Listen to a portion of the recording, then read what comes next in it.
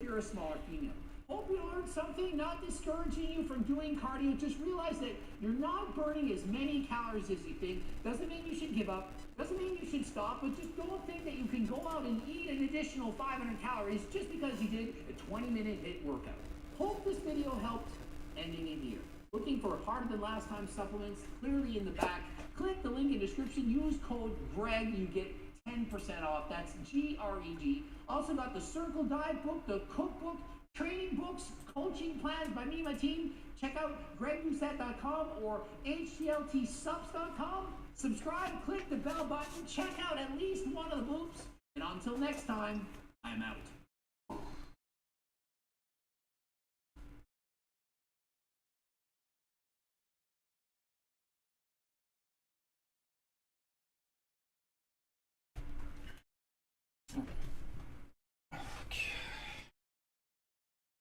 Right, absolutely no time. Friday. I think I've got about 30 minutes. Progress. I get started.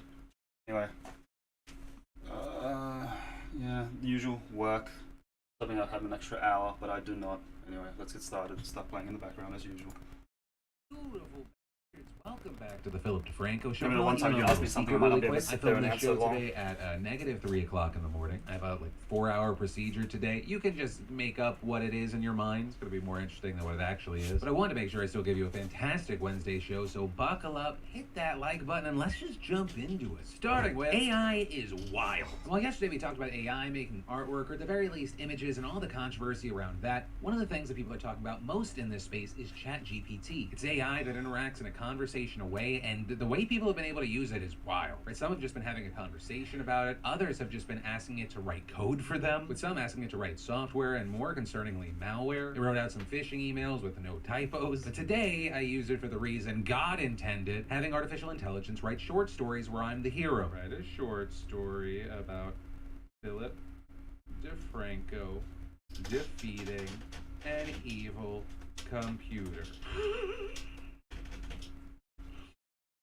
Oh, it's still going. Philip DeFranco was a computer programmer and expert hacker. He had been working for the government for years, helping to secure their systems and protect sensitive information. But when an evil computer began wreaking havoc on the world, Philip knew that he was the only one who could stop it. The evil computer, known as X-101, had been created by a mad scientist who wanted to take over the world. It had advanced artificial intelligence and was nearly impossible to defeat, but Philip was determined to try. He spent countless hours breakfast working 30 minutes on a plan ago. to take down X-101. He Trying to be studied its efficient. programming and learned its weaknesses. And finally, after months of preparation, he was ready to launch his attack. On the day of the big showdown, Philip sat down at his computer and began typing furiously. He entered code after code, trying to disable X-101's defenses. The evil computer fought back with all its might, but Philip was relentless. Finally, after what seemed to be an eternity, Philip managed to break through X-101's defenses. He was able to defeat its core programming and render it powerless. The world was saved, and Philip was hailed as a hero. But even as he basked in the glory of his victory, Philip knew that there would always be other threats out there, and he was ready to face them too, armed with his skills, his determination, and his unwavering belief in the power of good to overcome evil. Also, in case you were wondering, all the art that played during that short story that was written by AI was also made by AI. Y'all, it started as a murmur, and then a whisper, and then people started speaking up, and now it seems plain as day that AI is going to be one of the most transformative things in our time. Or we live in a world where algorithms decide, hey, you're probably going to like this piece of content the most.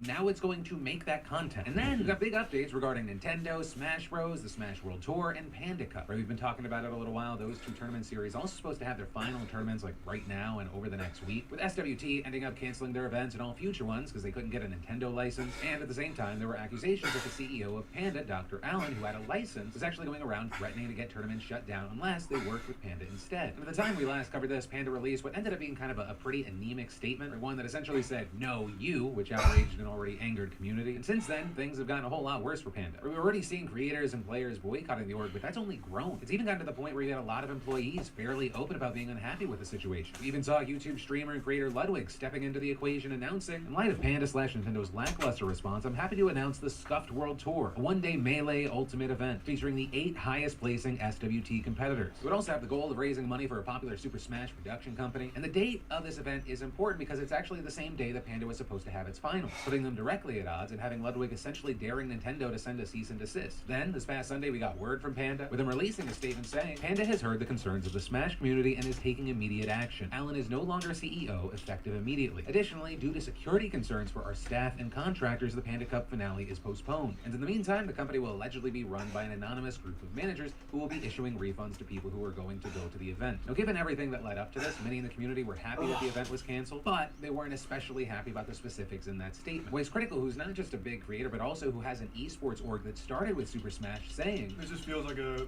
big panic response. It's still not like the best action they're taking.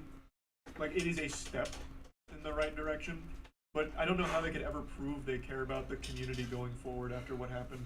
Like, I don't know how they could ever earn that trust back. With people also pointing out that the statement doesn't say whether Alan divested himself from the company, leading to responses like, assuming no longer CEO means no longer related with Panda in any way. This is a W. Hope y'all can rebuild and be a positive force for the community. And this from LD, a longtime caster in the scene, saying what is missing from this statement is any mention of Alan divesting his interest in the company. My understanding is Alan owns Panda and basically controls the company. At first blush, this just sounds like damage control and a desperate attempt at grabbing a life raft. And then there's still the issue at hand of the licensing agreement fiasco still having not been resolved, and Smash World Tour kind of just left out to dry. Although there we saw Ludwig trying to offer a small band-aid solution in the meantime with his event on December 18th. But ultimately we're gonna have to wait to see, and while of course I want everyone's opinion, just like last time, if you are part of this community, this space, I'd love to know specifically your reactions to how things are updating.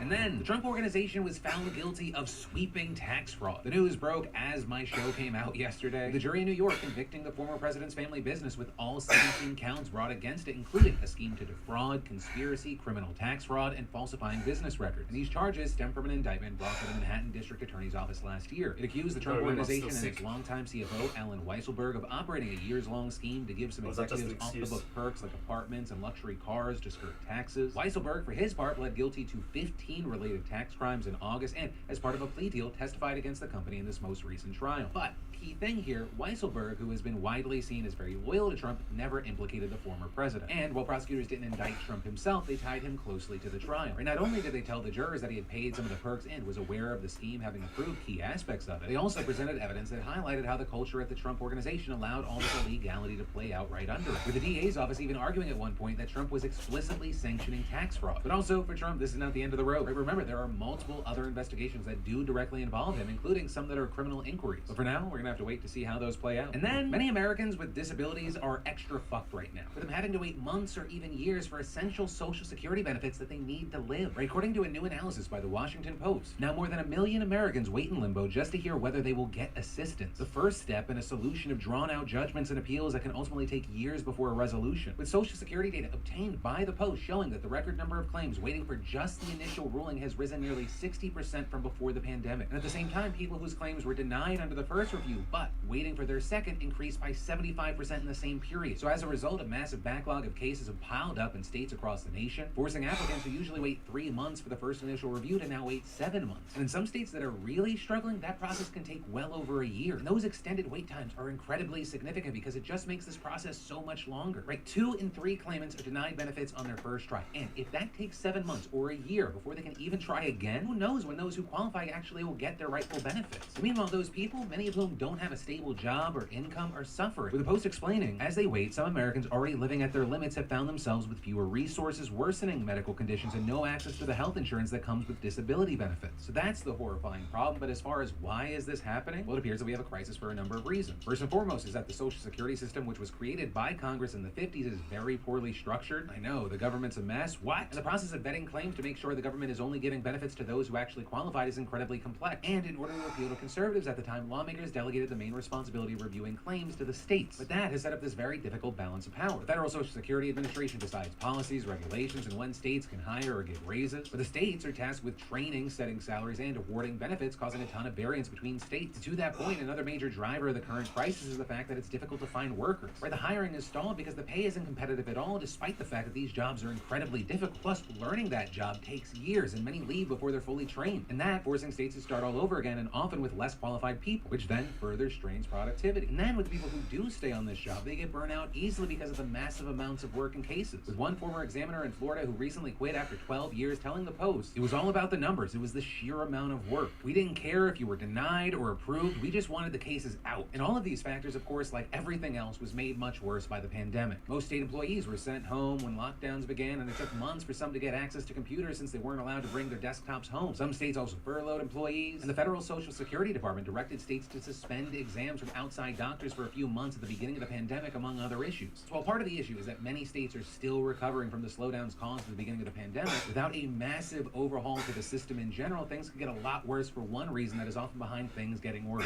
baby boomers. The federal government has recently warned that adding 80 million aging baby boomers to an already faltering system could be a disaster. But instead of trying to work to fix this, what we're seeing is Republicans saying they want to force cuts in Social Security now that they have control of the House. Though, notably, any sort of cuts that we would see there would have to go through the Democratic-held Senate. And so for now, we're just going to have to wait to see what happens, which is especially concerning when the thing we're waiting to see if it happens is if Social Security collapses, which given the trajectory right now doesn't feel like an if, but more of a when. And then, I want to tell you how I'm supporting my gut health, which in turn maintains immune health this holiday season with today's sponsor, Seed. A lot of you know I've been using Seed's DSO1 Daily Symbiotic since back in January, but I didn't know back then that our gut and immune system are continuously working together to coordinate our body's response to the world in and around us. And while the holiday classics fill you up, they invariably leave your microbiome wanting more. So this holiday season, give your gut the gift of a balanced microbiome and stay regular, if you know what I mean. Right, Seed's DSO1, it's unlike any other symbiotics on the market. Their unique capsule design uses an outer prebiotic capsule that protects the inner probiotic through digestion, all the way past your stomach. Cheers, Justina. Thanks for the motivation. Y'all, Seed is setting new standards for the probiotic industry in terms of clinical and scientific How are you testing, today? which is why You I doing love any them. training So don't yourself? wait. Seed is giving you a rare 25% discount, but it's only for a limited time. So use code DeFranco25 at checkout for 25% off, plus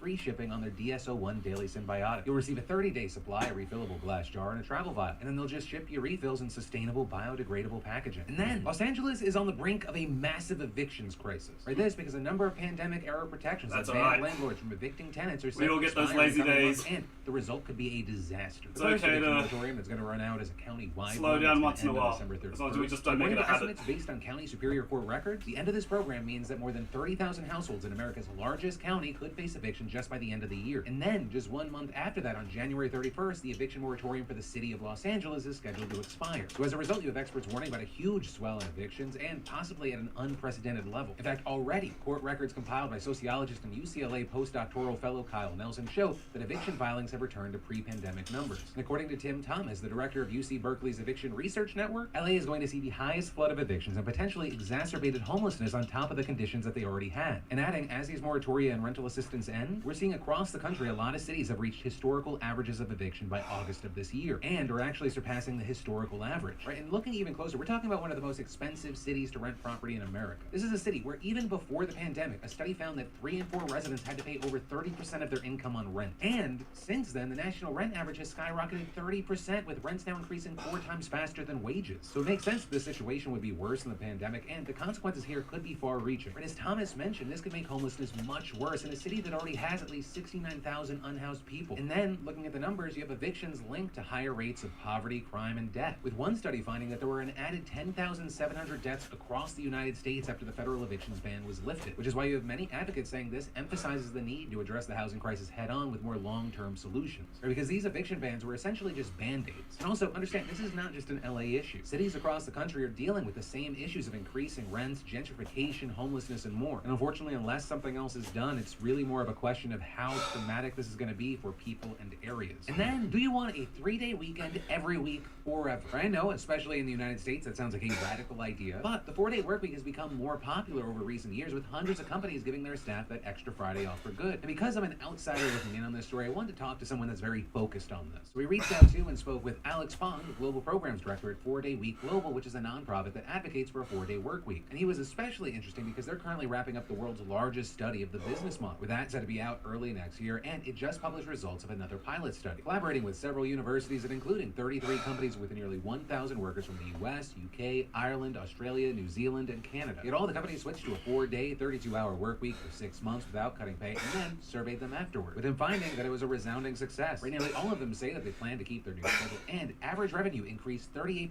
from the same period last year. First of all, companies and individual workers both benefit from a shorter work week. So what companies find is that they see improvements in recruitment and retention. They see output or productivity being the same or higher as it was when people were working sort of 5-day weeks. And then people report having more time for leisure, for self-care, time with family, also sleeping a little bit more every night, and generally being able to maintain healthier habits, right? Cooking for themselves more or exercising more. Now, if you hear that, you think, how is that possible? Well, it turns out people are just doing the same amount of work or more in less just, time. Brings the question, yeah. wouldn't that mean that they just have to work A lot of faster sentimental and harder, value over leading there. them to get stressed and overwhelmed? Well, according to Pong, that didn't happen. Instead, saying people actually felt happier used to have a and lot reported more. higher job satisfaction. Because I used to have this addiction to the skill tester machine, those claw games. How is that possible? He explains When I that was in most high of the school. productivity gains actually didn't come from individual employees, but rather from changes made on a systemic level. Studies tell us My that nieces and nephews the were pretty average happy, even my office mates, every worker time I won them, loses because between 2 and 3 it got to a hours point where I of didn't care about the productive plushies, I time just wanted to play the every skill day, tester. overly long meetings, So whenever I won to anything, I'd just give it to my poorly mates, implemented and family, distracting or even just technologies, randoms who or were to around the other machines at kinds the of time. office distractions, like the one quick question that turns into a 10-minute Most of my mates got into like slots and like so, pokies in and a whatnot. sense, I got what into that skill tells us is testers. The 4-day week is already here. It's just buried underneath a whole bunch of You got any sort of plushies bad yourself? practice and sort of organizational deadweight. And so if you can get rid of that stuff, then you can actually go a long way to making it possible for people to do in 4 days what they currently need 5 days to do. So basically, the idea is that when you tighten your work week, you're compelled to make the time that you do spend working more efficient. Now, of course, if your job makes this change, there are going to be logistical and scheduling hurdles to overcome. But Pong says that typically the obstacles are actually much smaller than people expect, and the benefits much larger. Well, of course, this idea is certainly not a one-size-fits-all model. Pong says that he's amazed at the range of companies that have successfully implemented it. You know, it's not just creative services or firms or people with super long deadlines, but also people working in call centers or nursing homes or just a high school kid playing, Michelin wasting their money at the time. are able to do this and to benefit from it. It's not even about skill. A lot of those machines are rigged. Why the hell am I still coming into work But on once you Friday? play enough, Pong says a lot you of sort of know how to play some of the games. Comes from employers who benefit from the current system, and/or are skeptical of the benefits, and/or they fear that it might damage productivity. As well as there being certain industries where extremely long hours and burnout have become the norm, right? Especially with things like law, tech, and medicine. You've got that hustle culture that makes 70-hour work weeks into like a character-building virtue. Speaking of which, it's hard not to mention Twitter 2.0 there, which actually Pong said. Elon doesn't need and wouldn't take my advice. And adding that it's not about how many hours your employees are on the clock, but whether they spend them doing what he calls deep work. Those periods of it's nothing skillful about it. Focus, of flow. It's all gambling in the end. Really great. The machines are made to take your money. Can emerge. You just got to know how to choose which one. Require people sleeping under their desks, but which can be practiced in ways that allow people. I don't play it to do anymore what they these love, days. That part of not me, for a that few part of my years, life's over. but But for a few decades. I remember this one time where In fact, I had about Squirrels, 3 one garbage company's bags full of study introduced plushies. what it calls deep work Just because, time, yeah. 2 hours every morning and afternoon. Couldn't find enough people to staffed give them with away to. emails, calls, and IMs to instead. And by the time I concentrate moved out of on that projects. house, And also, while we're diving I in just on gave this, all it's those plushies important away note to that none of charity. what Pong is saying here is new. Even him, Wouldn't want them to explaining get a this waste. idea has been around for a long time. Starting in the So now whatever 1920s, plushies you see are almost sentimental- as soon as the sentimental 5-day value week ones. became an industry standard, there were people who were making the argument that we could push past this down to It's just a hobby that just went way too far. 20-hour weeks or even 15, according to John Maynard Keynes in 1929. It's an idea that has that for the last 50 years has been just around. What kind of training do you do? Even Richard Nixon in 1956 gave a talk about how the 4-day week was something that that was sort of going to be part of sort of the life of American workers under a second Eisenhower Nixon administration. And then the pandemic, I think, opened up for a lot of people sort of a recognition Let's see if that you're finding that cute. companies and individuals In hindsight, change but, you the know. way that they work. I guess that's how you learn. I guess that's how you learn. Possible. And he added that a key factor driving the re-emergence of this model is our underlying dissatisfaction with our work. For example, a recent survey found that 77% of respondents said that they experience workplace burnout at their current job. And if that sounds familiar, it's because it contributed to what's been dubbed the Great Resignation. With surveys last spring finding that as many as 40% of workers were thinking about quitting. So with all of this kind of hanging in the air, Pong says that more and more companies are looking to the 4-hour work week as a potential answer to questions like, how do you make work better for people? How do you make it more meaningful? How do you reinvest? How do you find a place for it in people's lives that is more satisfactory and satisfying and balanced. And last year, the idea even made its way to the government, with the Congressional Progressive Caucus backing the 32-Hour Workweek Act, which is a bill that would make employers pay overtime for work past 32 hours. But Pong here is saying that ultimately, if you want to see a mass phenomenon, So when you say this summer, more support not only from individuals, but I'm guessing you mean you're in the northern as well as hemisphere. potentially experimenting with different policy tools to promote No, it, such I'm as an tax idiot. breaks and abatements, financial You mean studies, this possibly summer? legal regulations, Are you and some in- other are you in incentives. from Australia or Pong South said he America? expects to see this happening over the next few 'Cause, years. yeah, our You know, summer the just 5-day started. week and the 8-hour day took That's what, it, a hey. decade or so. That's for where we it all to, start. finally to be Build your way up to it. You know, nothing You know? happens for a few years. Start off light and and then build your things way up to it. happen sort of all at once. And So I only want to thank Pong compare for his time. If you want to to who look you into were what they're yesterday. doing, I'm going to link That's down it. below. No one That's else. ultimately where this story ends. We all have to start out somewhere. I started with cardio as well. This is not a one That's size the fits fitness all, journey. like was mentioned As you get earlier. I don't stronger wanna and turn this better, into, like, blanket you'll attacks find your on own businesses. methods. But also, See what too, works whether for you're an you. employee, you're a manager, you're Throw out an what's useless, employer. keep I love keeping to know what's any and useful. all thoughts, feelings, whatever. And good on you for have starting with on this your story. journey as But well. that It's is not where easy. today's show ends. As always, thank you for You're watching. now Hit ahead of that everyone subscribe button. that has If you need more decided news, not I got you to- covered not here to- and here. not to work As out. always, my name's Philip DeFranco. You've just been filled in. Good, I love don't. your faces, and I'll see you It's all about tomorrow. longevity. It's all about being able to do this as long as you can. I tell people that if you're competing, fine, take risks. But if it's just for life, no point in taking risks. No need to put yourself out for like 1 or 2 weeks. Just build slowly. Your body will get there in its own time.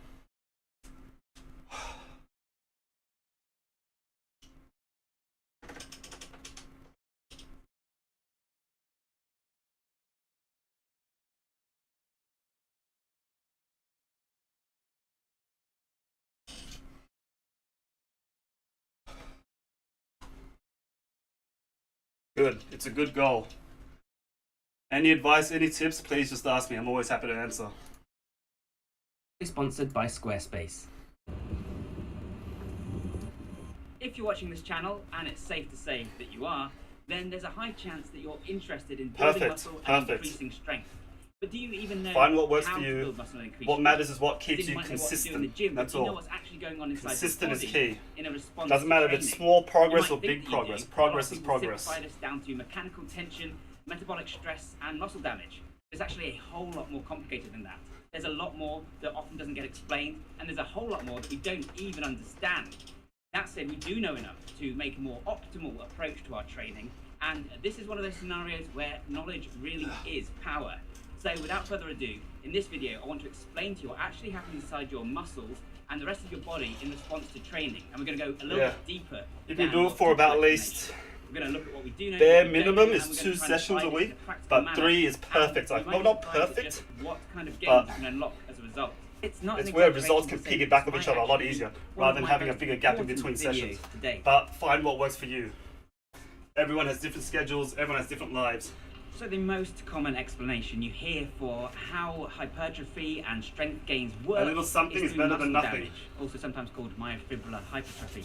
Basically, we're told that as we train, as we stretch and place load on the muscle, over time they get damaged. We create micro tears, and it's the process of healing these that leads to muscle growth. In fact, hold on one second.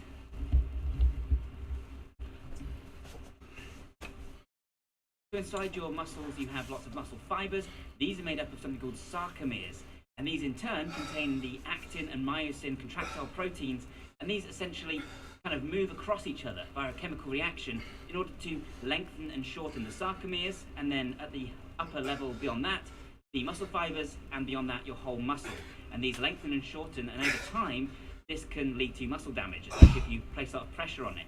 I like to imagine these as working almost telescopically, with the actin and the myosin moving That's it. within one That's another. it. And if you look at how this works, You give it's your not a body perfect what it analogy, needs. but it's kind of similar. It So returns over in time, as kind. these muscle fibers are contracting and extending, But the main thing is they basically consistency. start to become a little bit damaged.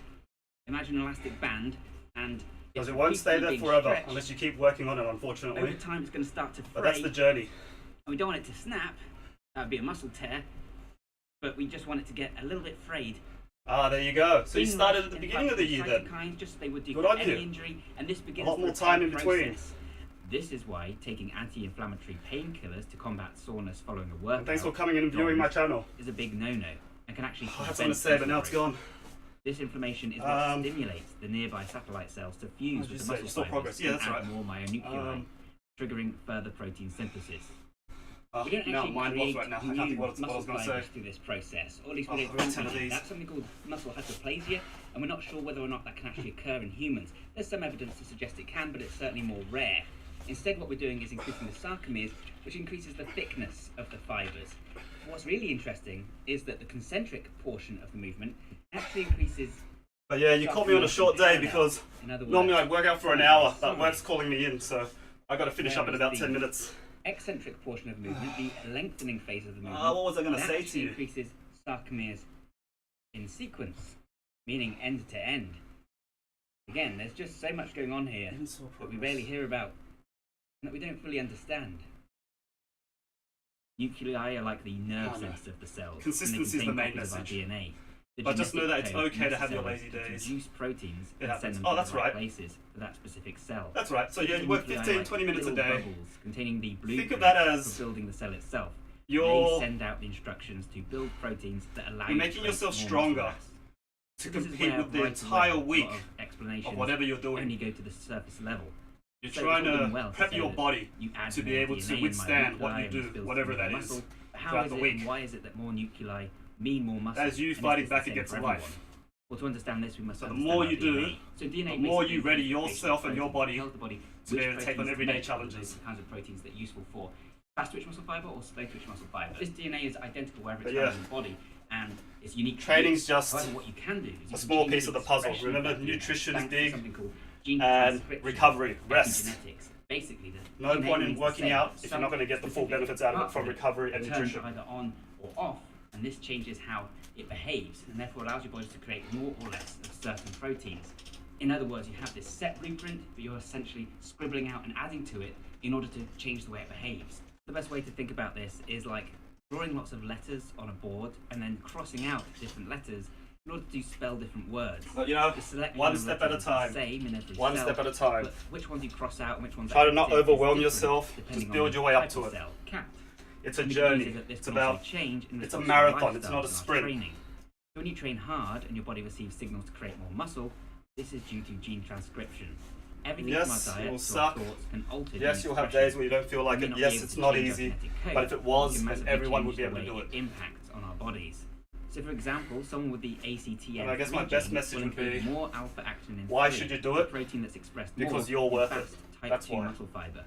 Thus, we tend to see this variant more commonly in power-based athletes and sprinters, for example. However, Yeah, there's it's some not evidence easy, to suggest but that supplementing with cutting out is equal one oil thing, but can actually if you result want, in try to overgene replace, expression, try to swap. thus increasing the That tends to be transcription easier. for Maybe something a bit alpha-actinin. less carby. This is the burgeoning A field big of one deep tends to be economics, by the if way. you just take out Likewise, soft plyometric drinks, training can have a or similar like impact. sodas or pop, whatever Just you as call an it over aside, there. then, people who say But that tends to be a big can't one that train takes to out increase calories. explosiveness, And tends to very be much not easiest the to take case. out. You can be more or Increase less your water genetically consumption. predisposed towards Learn to love explosiveness, water. but you do have at least some degree of control beyond that. But myofibrillar hypertrophy is just one kind of hypertrophy. The other more common explanation for hypertrophy you might have heard of is sarcoplasmic hypertrophy, and this can be likened to muscle swelling. So think of your muscle cell, which in this case is going to be represented by a balloon. It's full of all kinds of stuff. See how easily I can get this over here. Glycogen, sarcoplasmic reticulum, which is a kind of Not saying that you can't enjoy yourself either. It's all about balance. or calcium, triglycerides, T-tubules, mitochondria, of course. Very of good. course, That's all it fluid, is. That's all it is. sarcoplasm. And keep it All consistent. these things can increase. In and the end, as it's they just do, maths. I don't know what your goal is. If it's to tone up, cause gain muscle muscle, lose sweat. weight. And Or mitochondria, when it comes to played by losing jet weight and beans, whatnot, it's just maths. Simple. also standard for T-tubules. Calories goodness. in, calories out. How much effort you do to balance that out. How much you put in to balance that out. You got to find that for yourself. Pop that in there. Feels sort of erotic. Need more sarcoplasm.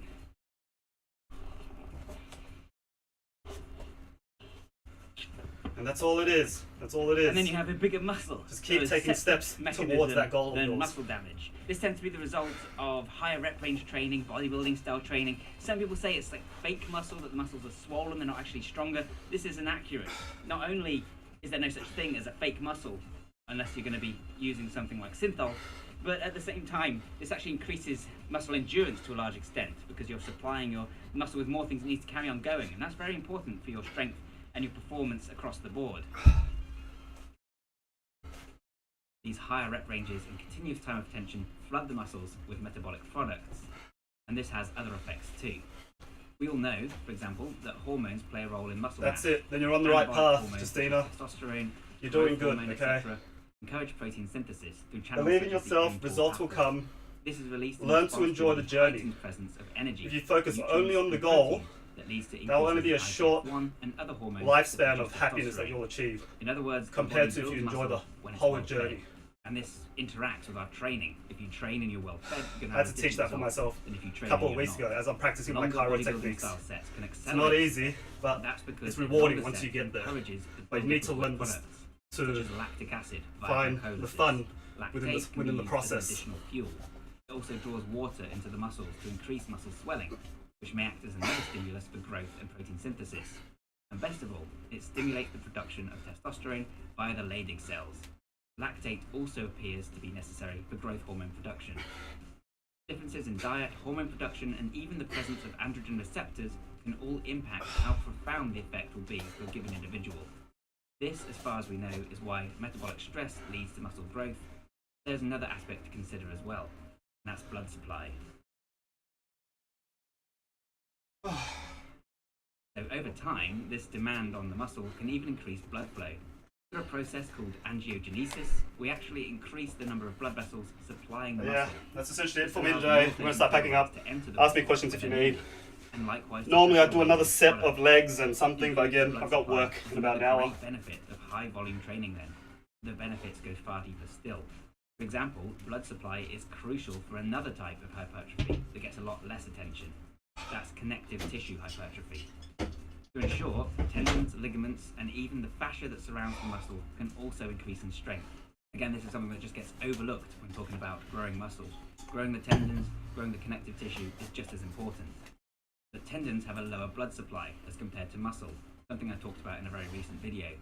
They're slower to respond to training, whereas muscle growth can occur after You 8 just- days of lifting for a You dude. too, Justina. Take Thanks for around 2 chiming in. months for the same to occur. Much appreciated for the view, and On the plus side, yeah. atrophy takes Good luck on your journey. tissue as well. As always, ask me anything Connective anytime. I'm tissue always happy to help. hypertrophy also refers to When I help others, fascia lets me help and myself to strong become a better film practitioner. that surrounds the muscle as well as the organs and things. And this not only helps to hold things in place, it even has Remember, its own if you need a motor reason for units working and out, it's triceptors, you. meaning it can contribute You're the to not reason. only your sense of self and space, Do it for but yourself. even force production. And just like muscle, fascia can actually Because if not for you, strengthen then what's in the point? response to tension and training. In response to these pressure signals, fibroblast cells actually lay down new collagen and collagenase, actually making that part of the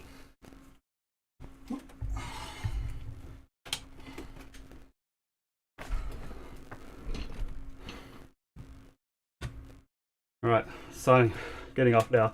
Normally I have a bit more to talk, but again, I am running short on time. But yeah, good luck.